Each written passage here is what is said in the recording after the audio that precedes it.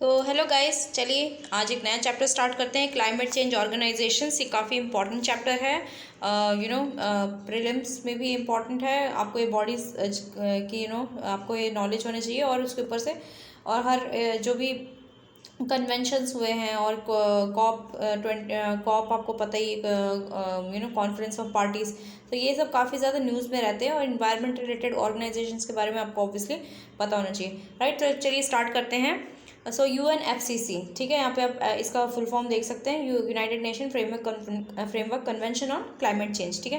तो एक फ्रेमवर्क बनाया गया था और जो पार्टीज़ हैं उन्होंने अग्री किया था, उन्होंने फिर मिलकर एक कन्वेंशन बनाया जिससे कि क्लाइमेट चेंज से टैकल किया जा सके, ठीक है। तो यूनाइटेड नेशंस के सारे मेंबर्स जो सब एक साथ आए थे।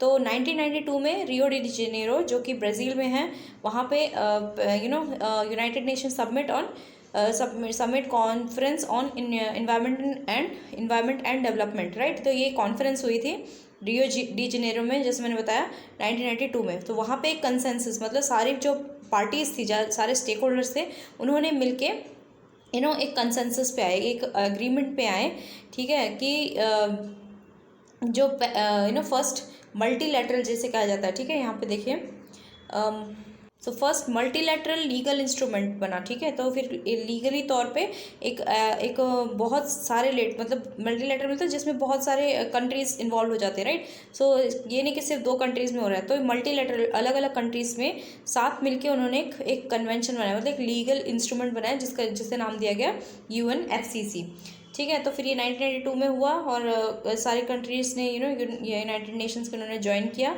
और इसका ऑब्जेक्टिव, उद्देश्य क्या था, ग्लोबल जो टेम्परेचर, एवरेज ग्लोबल टेम्परेचर है उसे कम करना, ठीक है, उसे एक लिमिट पे लाना।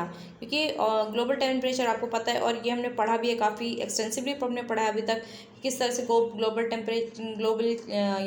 टेम्परेचर राइज हो रहा है। तो उस वजह से क्लाइमेट चेंज इस सब में किस तरह से वो कंट्रीब्यूट कर रहा है। सो टोटल यहाँ पे 195 पार्टीज थी इस कन्वेंशन में जो इन्वॉल्व थी, ठीक है। और सब्सिडरी जो बॉडीज़ हैं वो भी हैं, जैसे कॉन्फ्रेंस ऑफ पार्टीज, जिसे कॉप कहते हैं, और कॉप ब्यूरो जो इसमें इन्वॉल्व था। अब हम इसकी टाइमलाइन देख लेते हैं। जो ये इंटरनेशनल जो क्लाइमेट पॉलिसी की जो टाइमलाइन है उसे देख लेते हैं। मतलब ये जो इतने सारे हम आगे जाके ऑर्गेनाइजेशंस पढ़ने वाले हैं, इतने सारे कन्वेंशंस, फ्रेमवर्क्स, इन सब के बारे में जो हम पढ़ने वाले हैं, तो हम उसके बारे में जान लेते हैं कि स्टार्ट कैसे हुआ। तो 1988 में, ठीक है, जो WMO है, राइट, ठीक है, वर्ल्ड मीटेरोलॉजिकल ऑर्गेनाइजेशन, ठीक है, और UNEP ने मिलके एक इंटर गवर्नमेंटल, IPCC के बारे में आप जानते होंगे, inter governmental panel on climate change बनाया, ठीक है, उन्होंने इस्टेब्लिश किया था। फिर 1990 में क्या हुआ, जो IPCC है उन्होंने अपनी एक फर्स्ट असेसमेंट रिपोर्ट, मतलब उन्होंने ये जाँच किया, असेस मतलब जाँच किया कि जो ह्यूमन एक्टिविटी, उन्होंने जांच में ये पता लगाया कि जो ह्यूमन एक्टिविटीज़ हैं, जो हम इंसान हैं, हमारी एक्टिविटीज़ की वजह से जो एमिट हो रहे हैं, मतलब एमिशंस, जो धुआं ये सब निकल रहा है, ठीक है, तो वो काफ़ी ज़्यादा अब इंक्रीज़ हो रहा है। और ऑब्वियसली जो सबसे ज़्यादा एमिशन होगा वो व्हीकल से होता होगा, ठीक है।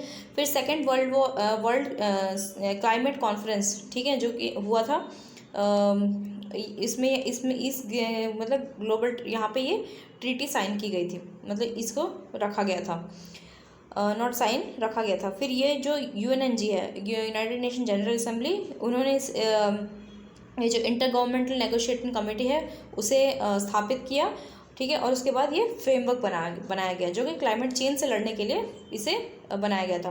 फिर 1992 में आ जाते हैं, तो वहाँ पे UNFCC ने UN convention, United nation convention on biological diversity, ठीक है, UNCBD, ठीक है, UNCBD के साथ मिलके ऐसा मतलब उन्होंने कन्वेंशन बनाया जिससे कि जो डेजर्टिफिकेशन है, तो आप जानते हैं कि बहुत सारे जो एंथ्रोपोलॉजिकल एक्टिविटीज़ है और भी बहुत सारी जो एक्टिविटीज़ की वजह से क्या हो रहा है, धीरे धीरे किस तरह से एनवायरनमेंट पे बुरा असर पड़ रहा है। और जो ये डेजर्टिफिकेशन है, मतलब जो क्या है, जो जगह पहले जहाँ पे हरियाली होती थी, पानी होता था, वहाँ वो धीरे धीरे अब क्या है, डेजर्ट बनते जा रहे हैं, रेगिस्तान बनते जा रहे हैं, क्योंकि वहाँ पर पानी की कमी हो रही है, ठीक है। वहाँ पे सॉइल होता है इस तरह का बन जाता है कि वो पानी को अब होल्ड नहीं कर पाता, तो ये इसे डेजर्टिफिकेशन कहते हैं। तो उसे कॉम्बैट करने के लिए, उससे लड़ने के लिए so united nation conference on environment development ने इस कन्वेंशन को अडॉप्ट किया था, ठीक है। तो आप ये बॉडीज़ का नाम याद रख लीजिए, यहाँ पे ये देख लीजिए। यहाँ पे आप देख सकते हैं UNFCCC, ठीक है, और UNCBD, और ठीक है, तो इन्होंने कन्वेंशन मिलके बनाया था रियो डी जेनेरो में। फिर 1994 में आ जाते हैं, तो ये जो UNFCCC का ये जो था, ठीक है, कन्वेंशन, वो उसे मतलब फोर्स में लाया गया, उसे ठीक है, उसे इम्प्लीमेंट किया गया। और जो साइनिंग कंट्रीज़ हैं, ठीक है, जो पार्टीज़ हैं, मतलब जैसे कॉन्फ्रेंस ऑफ पार्टी कहते हैं, वो हर साल मिलेंगे, एनुअली मिलेंगे, ये भी एक तरह से डिसाइड किया गया। फिर आगे बढ़ते हैं, उसके बाद 1995 में आ जाते हैं, तो यहाँ पे पहली कॉन्फ्रेंस होती है बर्लिन, जर्मनी में। यहाँ पे ये सारी जो पार्टीज़ हैं वो मिलती हैं और उन्होंने कमिटमेंट, ठीक है, उन्होंने कमिटमेंट किया होता है, और ये भी पाया होता है कि ये जो कन्वेंशंस हम ये जो बना रहे हैं वो पूरी तरह से, मतलब ये काफ़ी नहीं है, ये बिल्कुल काफ़ी नहीं है जो उनके जो ऑब्जेक्टिव्स हैं उसे पूरा करने के लिए, ठीक है। तो उसी तरह से फिर क्योटो प्रोटोकॉल है, उसकी यहाँ पे नींव रखी गई। फिर 1996 में क्या होता है, जो UNFCCC के जो सेक्रेटरीट है वो जेनीवा से बॉन की तरफ शिफ्ट हो जाते हैं। बॉन कहाँ पे, आपको कमेंट करना है, ठीक है, आपको पक्का पता होना चाहिए, कैपिटल सिटी है। तो बॉन अब जाके जो यूनाइटेड नेशंस के 18 जो ऐसे ऑर्गेनाइजेशंस हैं उनका ये मतलब वहाँ पे हेडक्वार्टर है। फिर आते हैं 1997 में, तब जाके क्योटो प्रोटोकॉल लाया गया, और वहाँ तब क्या है, तीसरा कॉन्फ्रेंस ऑफ पार्टीज कॉप, उस टाइम थर्ड कॉप हुआ। फिर 2001 में सिक्स्थ कॉप हुआ, ठीक है, कॉन्फ्रेंस ऑफ पार्टीज बॉन में ऑब्वियसली। और उसके बाद वहाँ पे पार्टीज़ हैं, उन्होंने उन सब ने जो भी पार्टीज़, मतलब कंट्रीज ऑफ कोर्स, तो उन पार्टीज़ ने अग्री किया कि हमें एक रूल बुक बनानी चाहिए, ठीक है, क्योटो प्रोटोकॉल के नाम से। फिर वो आगे हम आते हैं 2001 में, तो वहाँ पे 7th कॉप हुआ, माराकेश अकॉर्ड्स, ठीक है। माराकेश भी बहुत इंपॉर्टेंट सिटी है, तो आपको ये भी कमेंट में बताना है कहाँ है। तो वहाँ पे इसका रेटिफिकेशन हुआ, ठीक है। तो रेटिफिकेशन में बहुत फ़र्क होता है, तो आपको जानना है कि रेटिफिकेशन में एक्चुअली होता क्या है, ठीक है। तो फिर आगे बढ़ते हैं, तो फिर यहाँ पे मीटिंग को फॉर्मलाइज किया गया और रूल्स बनाए गए, ठीक है, और international trading, emission trading, clean development mechanism, तो इन सब पे बात की गई। और इन सबको जो क्लीन डेवलपमेंट मैकेनिज्म है, जॉइंट इम्प्लीमेंटेशन है, ये सब के बारे में हम आगे पढ़ेंगे, ठीक है। तो फिर 2005 आया, फिर वहाँ पे मतलब ऐसे बाइंडिंग, ये बहुत नया है, देखिए, बाइंडिंग मतलब कि एक तरह से बाध्य कर देता है, ठीक है, तो आपको ये करना ही है। तो इस तरह के जो एमिशन रिडक्शन के जो टारगेट्स हैं वो एक तरह से उन पर बाइंडिंग कर दिए, उन पर बाइंडिंग कर दिए। और फिर बाद में जो यूरोपियन कमेटी है उन्होंने भी ये पहला पीरियड, मतलब इन्होंने भी ये पहला कमिटमेंट पीरियड था उनका। उसके बाद मतलब, और यहाँ पे देखिए 37 इंडस्ट्रियलाइज कंट्रीज़, क्योंकि मोस्टली जो डेवलप्ड कंट्रीज़ हैं उनसे ही सबसे ज़्यादा ये प्रॉब्लम, मतलब वही ज़्यादा कंट्रीब्यूट करते हैं, ठीक है, इन्वायरमेंटल प्रॉब्लम्स के लिए। तो इसीलिए उन पर तो स्पेशली बाइंडिंग टारगेट्स लगाए गए कि आपको अपने एमिशंस कम करने ही हैं। ऑब्वियसली उनके पास क्या है, टेक्नोलॉजी ज़्यादा है, वो ज़्यादा प्रोडक्शन ये सब करते हैं, तो ऑब्वियसली इंडस्ट्रियलाइजेशन वहाँ ज़्यादा है, तो पोल्यूशन भी वहाँ पर ज़्यादा होता है, एमिशंस ये सब, ठीक है। तो इसकी वजह से उन पर बाइंडिंग नॉर्म्स लगाए गए, और फिर बाद में तो ये इसीलिए ये सिर्फ डेवलप्ड कंट्रीज़ पर ही बाइंडिंग था। फिर 2006 में आ जाते हैं, तो वहाँ पे क्लीन डेवलपमेंट मैकेनिज्म को स्टार्ट किया गया, ठीक है, यहाँ पे ओपन किया गया बिजनेसेस के लिए। फिर 12th कॉप में आ जाते हैं, जो कि कहाँ हुआ, कीनिया, नायरोबी वर्क प्रोग्राम, यहाँ इसका नाम दिया गया। फिर 2007 में 13th कॉप हुआ, जो कि जहाँ पे क्या है, बाली रोड मैप, इसे अडॉप्ट किया गया, ये भी काफ़ी इंपॉर्टेंट है, ठीक है। तो इसमें बाली एक्शन प्लान, इसे अडॉप्ट किया गया था 2007 में। फिर 2008 में जॉइंट इम्प्लीमेंटेशन, ठीक है, तो यहाँ पे जॉइंट इम्प्लीमेंटेशन जिसके बारे में हम आगे पढ़ेंगे, ये क्योटो प्रोटोकॉल के अंतर्गत आया। और फिर Poznan strategic programme on technology transfer, ठीक है, इसके बारे में भी हम आगे जानेंगे। फिर 2009 में आ जाते हैं, 15th कॉप होता है कोपेनहेगन कहाँ है, ये भी इम्पॉर्टेंट है, ठीक है। तो कोपेनहेगन में वहाँ पे कोपेनहेगन अकॉर्ड हुआ, उसे प्रोड्यूस किया गया। फिर 2010 में 16वां कॉप सबमिट हुआ, जो कि कैनकून में हुआ, ठीक है, कैरिबियन में है आई थिंक ये। और फिर कैनकून, वहाँ पे कैनकून एग्रीमेंट्स हुए थे। फिर 2011 में 17th कॉप हुआ, जिसका नाम रख दिया गया momentum for change, a special initiative of UNFCCC, तो इसे लॉन्च किया गया था। 2012 में फिर कॉप 18th होता है दोहा, ठीक है, दोहा कहाँ पे है, कतर में, ठीक है। तो दोहा अमेंडमेंट वहाँ पे अडॉप्ट किया गया। 2013 में 19th कॉप हुआ वर्सो में, और इसके आउटकम्स क्या थे, तो एक रूल बुक बनाई गई जिसे रेड का नाम दिया गया, ठीक है। तो फिर इसका ये किससे इन्वॉल्व है, reducing emissions from deforestation and forest degradation. तो ये इसका मेन पर्पस, आपको ये जो इसकी जो क्या है एक्सपेंशन है, इसका फुल फॉर्म आपको याद रखना है REDD, और REDD प्लस भी है, राइट, आपको उसमें भी उसके बारे में भी पता होना चाहिए। आगे बढ़ते हैं, 2014 में आ जाते हैं। तो यूएन सेक्रेटरी जनरल है, उन्होंने क्लाइमेट समिट को होस्ट किया न्यूयॉर्क में। फिर 2015 जो कि काफ़ी रिमार्केबल ईयर था, तो वहाँ पे COP21 होता है। COP21 होता है, 195 जो कंट्रीज़ होती है वो क्या करती है, अग्री करती हैं कि हमें ये जो क्लाइमेट चेंज है उससे हमें लड़ना है, ठीक है। कार्बन को हमें कम करना है और सस्टेनेबल फ्यूचर की तरफ हमें बढ़ना है। तो इसी को पेरिस एग्रीमेंट कहा जाता है, इसी नाम से काफ़ी ज़्यादा फेमस है क्योंकि पेरिस में हुआ था। इसमें बहुत पहली बार इतने सारे नेशंस हैं वो जो साथ में आए थे, और उन्होंने कलेक्टिव रिस्पॉन्सिबिलिटी की बात की थी कि हम सबका ये की रिस्पॉन्सिबिलिटी है।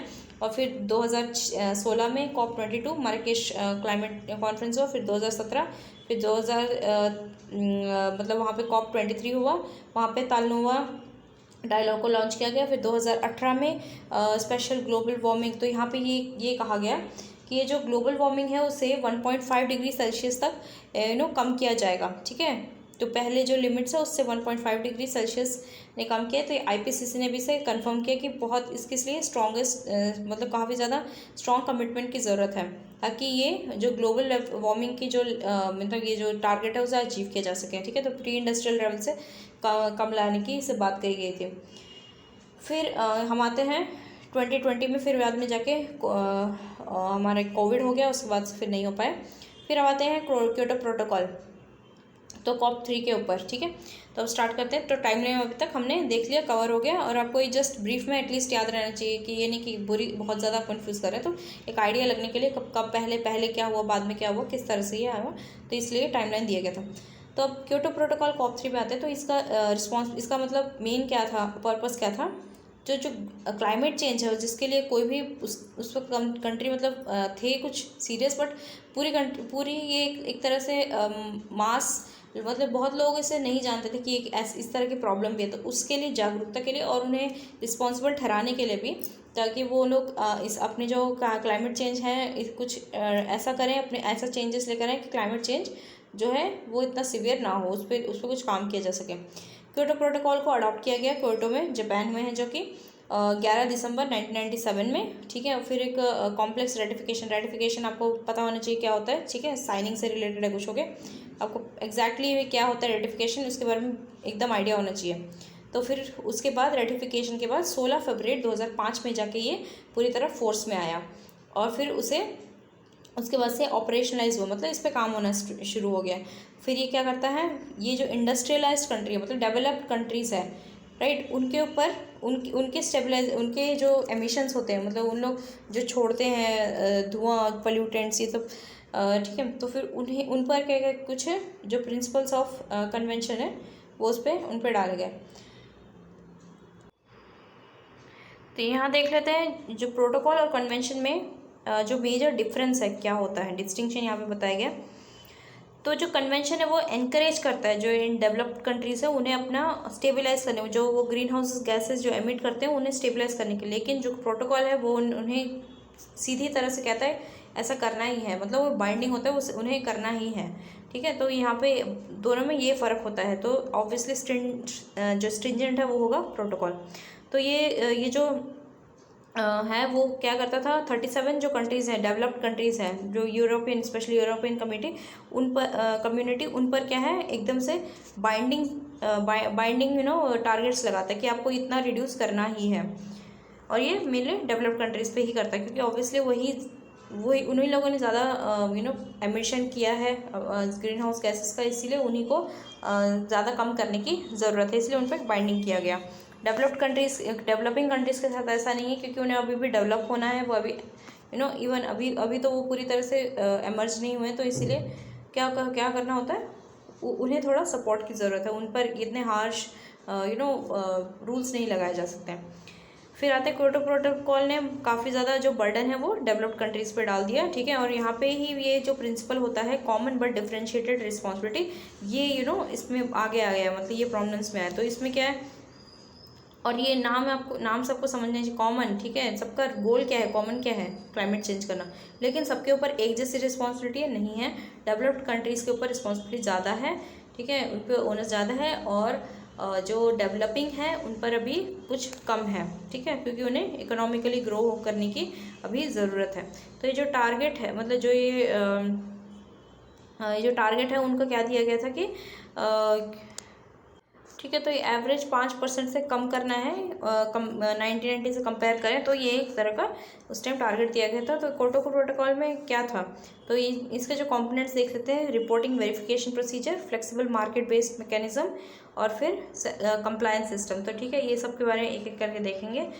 तो ये KP जो ट्रिक है, तो फिर ये जो एमिशन रिडक्शन है उसके कुछ कमिटमेंट्स दिए गए। तो पहले ये जो बाइंडिंग है, ठीक है, बाइंडिंग किया गया, कमिटमेंट्स बनाए गए। उसके बाद फिर मतलब हर डेवलप्ड कंट्रीज़ के ऊपर, उसके बाद जो उनके जो पोल्यूशन, मतलब पोल्यूट करने के जो स्पेस, मतलब उन्हें और ज़्यादा पोल्यूशन करने की एक तरह से जो खुलेआम वो कर पाते थे वो उन पर लिमिट लगाया गया, ठीक है। फिर अब ये धीरे धीरे इंटरनलाइज किया गया, इसी तरह से इसे मतलब और पहचान मिलने लगी जो क्योटो प्रोटोकॉल है उसमें। अब दूसरा आता है, पहला हमने देख लिया एमिशन रिडक्शन कमिटमेंट्स, तो कमिटमेंट्स यानी की गई, ठीक है। उसके बाद फ्लेक्सिबल मार्केट मैकेनिज्म, अब इसमें 3 पार्ट्स आ जाते हैं, joint implementation, clean development mechanism और एमिशन ट्रेडिंग। आइए देखते हैं। तो फिर मेन जो उद्देश्य क्या थे क्योटो मैकेनिज्म के, तो यहाँ पे सस्टेनेबल डेवलपमेंट को मतलब आगे बढ़ाना, ठीक है। टेक्नोलॉजी ट्रांसफ़र और इन्वेस्टमेंट किस लिए, क्लाइमेट चेंज के लिए। टेक्नोलॉजी किससे क्या होगा, क्लाइमेट चेंज करने में जो कुछ टेक्नोलॉजीज लगती हैं, इनोवेशन लगता है, उसे इनकरेज किया जाएगा जिससे डेवलपमेंट भी हो मगर वो सस्टेनेबल हो। और फिर क्योटो कमिटमेंट्स को, ठीक है, जो कंट्रीज़ हैं जिन्होंने क्योटो कमिटमेंट्स किया है उन्हें हेल्प करने में, मतलब किस तरह से कॉस्ट एफिशिएंट वे में वो अपने जो कमिटमेंट्स हैं उन्हें पूरा कर सकते हैं, ठीक है। इससे जो एमिशंस है वो कम कर सकते हैं। फिर जो प्राइवेट सेक्टर है उसे भी इसमें इन्वॉल्व करना, डेवलपिंग कंट्रीज़ है उन्हें भी इन्वॉल्व करना, ठीक है, क्योंकि एमिशन तो वो भी करते हैं, लेकिन उनके साथ मिलके किस तरह से इससे कम किया जाए वो हमें, मतलब वो इसमें इंक्लूडेड है। फिर जॉइंट इम्प्लीमेंटेशन, तो अब जॉइंट इम्प्लीमेंटेशन की बात आती है तो इसमें आपको जानना है कि जो कंट्री है, ठीक है, उस पर एक लिमिट है। तो ये ऐसे देख लीजिए, कुछ कंट्रीज़ होती है वो जहाँ पे एमिशन ज़्यादा हो रहा है, कुछ कंट्रीज़ में थोड़ा कम हो रहा है, तो सबको लिमिट दी गई हो, ठीक है। तो एक कुछ होता है, कुछ कंट्रीज़ मतलब जो ज़्यादा के डेवलप नहीं है, तो वहाँ पे क्या है कि एमिशन कम होगी, ठीक है। तो एमिशन तो मेनली यहाँ पे जैसे जो NXB पार्टीज है यहाँ पे, मतलब वो ऐसी कंट्रीज़ है जो डेवलप्ड है, ठीक है। तो फिर वो एमिशंस को जो है कि अगर वो कम करती हैं तो कितना कम किया है, ठीक है। अगर 1 टन से कम किया है तो फिर वो एक मतलब उसे एक तरह से काउंट किया जाता है, ठीक है, कहाँ तक ये अपना कम कर रहे हैं। और फिर बाद में इसमें जाके और भी ज़्यादा पार्टीज़ इन्वॉल्व होने लगे। फिर और ये देखिए, ये कंट्रीज़ में होता है आपस में, ठीक है, जो कंट्रीज़ है डेवलप्ड कंट्रीज़ में, ये आपस में एक कंट्री ने दूसरी कंट्री को हेल्प किया, ठीक है। उसके बाद फिर आते हैं क्लीन डेवलपमेंट मैकेनिज्म में। यहाँ पे देखिए ये दो कंट्रीज़ हैं, लेकिन कंट्रीज़ एक कंट्री डेवलप्ड है और एक कंट्री डेवलपिंग है। पीछे इसमें यहाँ पे दोनों डेवलप्ड कंट्रीज़ की बात हो रही थी, जो NXB पार्टीज़ मतलब डेवलप्ड कंट्रीज़। यहाँ पे है क्लीन डेवलपमेंट मैकेनिज्म में एक डेवलपिंग कंट्री हो गई और एक डेवलप्ड कंट्रीज़ की बात है, ठीक है। तो यहाँ पे क्या होता है, ये कंट्री को अलाउ करता है अपना जो एमिशन रिडक्शन को कम करने के लिए, ठीक है। तो उसमें मतलब जो आपके NXB पार्टी आते हैं तो ठीक है। और फिर वो क्या कर सकते हैं, कुछ इस तरह के इनोवेशन, कुछ टेक्नोलॉजी ट्रांसफ़र, इस तरह के उसकी मदद से जो डेवलपिंग कंट्रीज़ हैं उनमें एमिशन के को क्या कर सकते हैं, रिड्यूस कर सकते हैं, ओके। तो इसे कार्बन क्रेडिट का भी नाम दिया जाता है, ओके। आगे बढ़ते हैं।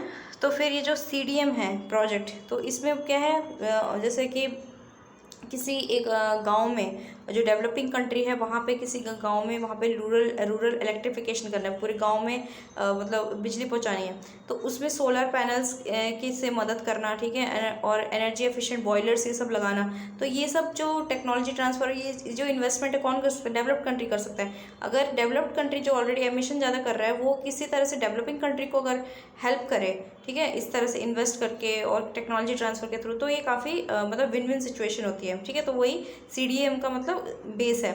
तो यहाँ पे मतलब ये बताया गया कि the mechanism stimulate sustainable development, energy reduction. तो सस्टेनेबल डेवलपमेंट हो रही है, एनर्जी रिडक्शन हो रही है।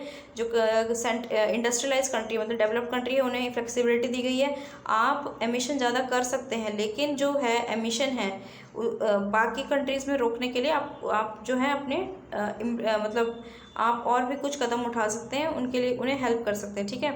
तो जो ये CDM प्रोजेक्ट्स है उन्हें चाइना में इम्प्लीमेंट किया गया था और इंडिया भी इसका पार्ट है, ठीक है। तो यहाँ पे भी इसे इम्प्लीमेंटेशन में लाया गया। फिर आता है हम कार्बन ट्रेडिंग पर। तो ये जो नाम दिया गया था जो कार्बन एक्सचेंज का, एमिशन परमिट्स ये सब का, ठीक है, तो वो इसमें आ जाता है। तो ये एक ट्रांजैक्शन की तरह काम करता है, यहाँ पे समझ सकते हैं आप, ट्रांजैक्शन हो रहा है, ठीक है। तो इसमें 2 टाइप आ जाते हैं, एमिशन ट्रेडिंग और ऑफसेट ट्रेडिंग। क्या है ये जान लेते हैं, बहुत सिंपल है। तो यहाँ पे क्या है, एमिशन ट्रेडिंग में एक तरह से कुछ आपको एक लिमिट दी गई होती है, परमिट दिया गया, तो इतना आप जो कार्बन है वो एमिट कर सकते हैं, ठीक है, उसे कार्बन क्रेडिट कहते हैं। और दूसरा जो इसका है ऑफसेट ट्रेडिंग, इसमें क्या होता है, ये कार्बन क्रेडिट का ही एक टाइप है, वेराइटी है, मगर क्या होता है, इसे जीता जाता है, अर्न किया जाता है कंट्री में, ठीक है, किसी एक कंट्री द्वारा, ठीक है। जैसे कार्बन जैसे कि क्या है, वो अगर कहीं पे भी लेस मतलब कम ग्रीन हाउस गैसेस एमिट कर रहे हैं या फिर इसमें मदद कर रहे हैं, तो उन्हें वो क्रेडिट मिलता है, ठीक है। और फिर आते हैं नॉन कंप्लायंस। अगर कुछ ऐसा हुआ कि उन कंट्रीज़ ने इसे इन क्योटो प्रोटोकॉल और इसमें मतलब ध्यान नहीं दिया डेवलप्ड कंट्रीज़ में, ऑब्वियसली ये बाइंडिंग इस पर डेवलप्ड कंट्रीज़ में, तो फिर क्या होगा, पेनल्टीज़ लगाई जाएंगी। तो उसी के बारे में यहाँ पे बात हो रही है। तो जो कंट्रीज़ हैं जो इन रिक्वायरमेंट्स को, ठीक है, इन्हें पूरा नहीं करती हैं, तो उन्हें बहुत सारे जो प्रिविलेजेस दिए जाते हैं, मतलब इसके मतलब कार्बन क्रेडिट के, वो सब नहीं दिए जाएंगे, ठीक है। तो इस तरह मतलब पेनल्टी लगाई जाएगी। यहाँ पे आप देख, जो कंट्री है कि मतलब जो कंट्री है वो इस पर ध्यान नहीं दे रही, अपने एमिशंस को कम नहीं कर रही है, तो उन पर उन्हें क्या किया जाएगा, जो कैप एंड ट्रेड प्रोग्राम है उससे इन्हें बैन कर दिया जाएगा, ठीक है। और उन्हें जो एक बार एक कंट्री मतलब नहीं कर पा रही, अपने एमिशंस नहीं कम कर पा रही, उस पर 30% और एडिशनल मतलब ये जो है पेनल्टी लगाई जाएगी, ठीक है।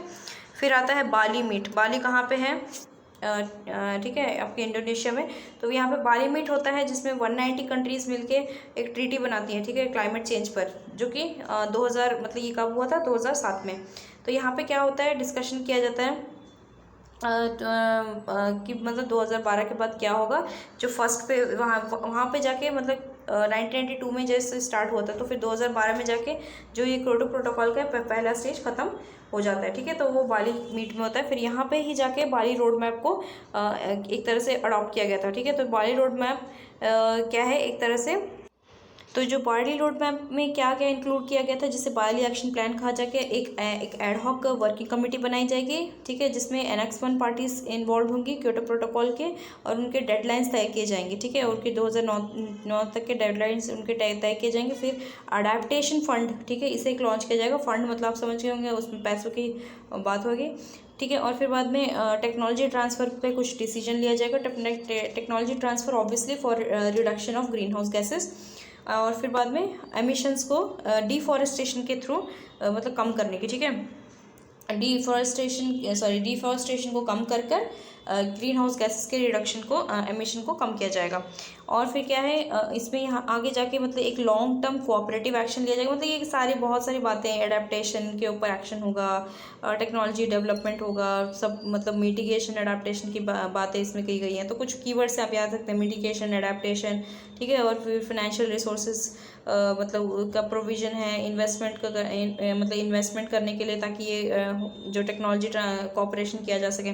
राइट। तो ये सब जो बातें हैं, तो यहाँ पे आप देख सकते हैं, यहाँ पे एक रोड मैप दिया हुआ है।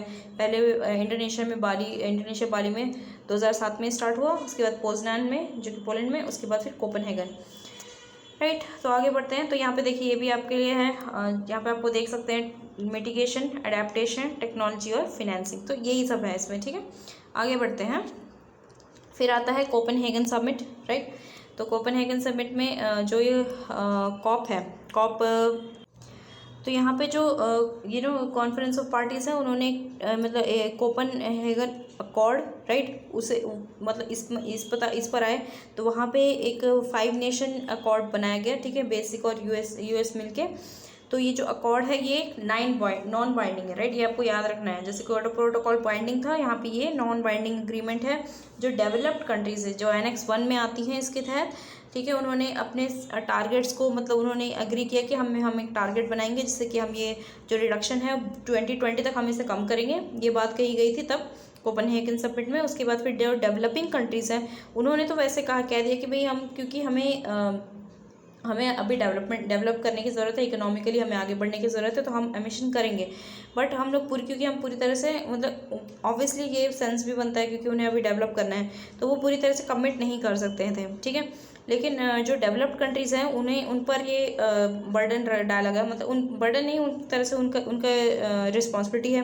तो उन्होंने कहा कि हम 30 बिलियन US डॉलर्स हम रेज करेंगे, और उसके साथ कुछ और हम रिसोर्सेज भी इसके लिए लगाएंगे। किसके लिए? क्लाइमेट चेंज के लिए। फिर COP16 आता है, कैनकुन समिट। ठीक है, फिर कोपेनहेगन के बाद हम यहाँ पे आ जाते हैं जो कि मैक्सिको में है। सो ऑल पार्टीज़, ठीक है, जो इसमें जो कन्वेंशन में इन्वॉल्व थी, डेवलप्ड और डेवलपिंग कंट्री, उन्होंने अग्री किया कि हम वॉलंटरी बेसिस पे हम मिटिगेशन गोल्स को इम्प्लीमेंट करेंगे। किसको क्या मिटिगेट करना है? क्लाइमेट चेंज के जो इफ़ेक्ट्स हैं, और स्पेशली ग्रीन हाउस गैसेस को हम मिटिगेट करेंगे, कम करेंगे। तो कुछ ऐसे डिसीजंस लिए गए, जैसे उसमें आता है ग्रीन क्लाइमेट फंड, इसमें बनाया गया। टेक्नोलॉजी मैकेनिज्म, एडेप्टेशन कमेटी बनाई गई ग्लोबल लेवल पे, ताकि जो डेवलपिंग कंट्रीज है उनके लिए स्पेशली मिटिगेशन प्रोसेस को हेल्प किया जा सके, एडेप्टेशन में उन्हें हेल्प किया जा सके। ग्रीन, तो आपके कैनकुन समिट में क्या है आपको याद रखना है? Green climate fund. ठीक है, ये आता है। फिर अब COP16 का जो मैकेनिज्म क्या है यहाँ पे देख लेते हैं। तो ये कैनकुन मैक्सिको में हुआ था। राइट। फिर बाद में यहाँ पे facility the implementation of enhanced action. ठीक है, तो और जाके और इन्हांस इस तरह से एक्शन लिया जाएगा जिससे कि मिटिगेशन एडेप्टेशन किया जा सके। ठीक है, उसके बाद ग्रीन क्लाइमेट फंड में आ जाता है। तो वो क्या होगा, उससे जो प्रोजेक्ट्स, प्रोग्राम, पॉलिसीज़ हैं उन्हें इम्प्लीमेंट करने में मदद करेगा, जिससे कि डेवलपिंग कंट्रीज़ के एमिशंस कम हो सके। तो फंड कौन गवर्न करेगा? ग्रीन क्लाइमेट फंड बोर्ड है, वो बनाया गया है, वो उसे गवर्न करेगा। जो वर्ल्ड बैंक है उसे भी इन्वाइट किया गया था। ठीक है, तो serve as the interim trustee. ठीक है, फिर अडेप्टेशन फंड, तो इसे इस्टेब्लिश किया गया था फाइनेंस करने के लिए, जो हम इतने सारे जो कमिटमेंट्स कर रहे हैं उसे पूरा करने के लिए, फाइनेंस के बारे में। ठीक है, फाइनेंस करने के लिए। और उसमें ये अब ये भी आ जाता है, क्लीन डेवलपमेंट मैकेनिज्म प्रोजेक्ट्स भी, ये सब आते हैं। ठीक है, फिर अडेप्टेशन कमेटी, तो ऑब्वियसली ये अडेप्ट करने में मतलब इसका हाथ होगा। सो ये क्या है? Technology providing technical support provide करेगा, गाइडेंस पार्टीज़ को प्रोवाइड करेगा, रेलिवेंट जो इन्फॉर्मेशन, नॉलेज है, एक्सपर्टीज़।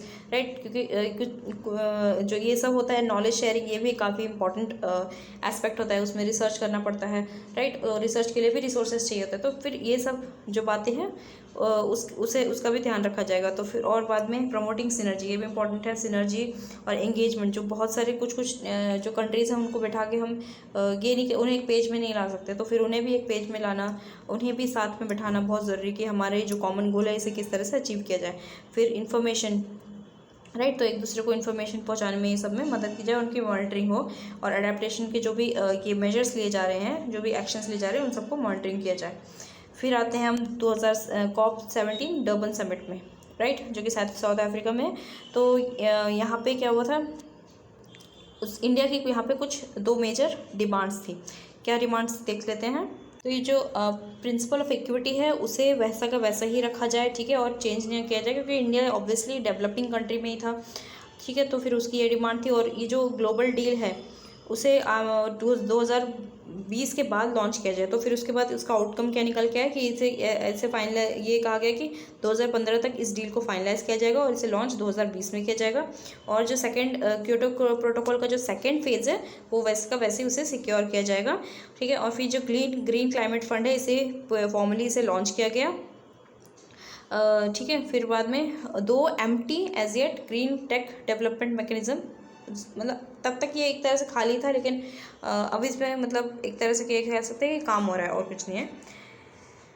तो फिर ये जो फिर इंडिया ने जो इक्विटी का जो यहाँ पे मैकेनिज्म है, ठीक है, वो का वैसे ही रखा, ठीक है। जो अडेप्टेशन मैकेनिज्म, ट्रांसपेरेंसी मैकेनिज्म, ये सब भी इसका पार्ट था।